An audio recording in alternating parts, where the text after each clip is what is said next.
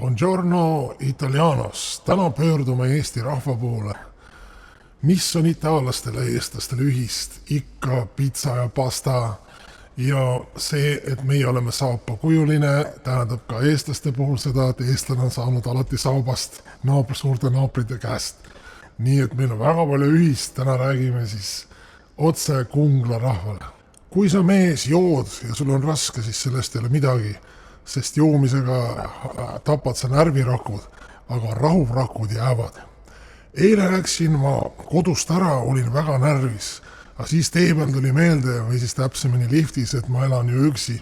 Ka natukene täna tunnen ennast väsinuna, kuna eile mingid napsimehed laulsid mul akna all ja ma ei saanud sellepärast magada, et mitte sellepärast, et need poisid seal möllasid pudelitega, vaid sellepärast, et ma teadsin seda laulu ja kogu öö laulsin kaasa, salme ja refrääne ja kõike. Teadki inimesed, et esmaspäevad on erinevad. Teisipäeval on hoopis teine, mis oli eile siis esmaspäev. Aga pühapäeval see, mis esmaspäev tuleb, see on hõudust. Võitluskaaslased küsivad eile, et kas sul ei ole sõbrake kurb, et näed, meie oleme kõik abielus ja sina oled üksik siiamaani. Ma vastasin, loomulikult ma olen kurb, eks ju. Ma tunnen teile kaasa, nii kahju on teist poisid.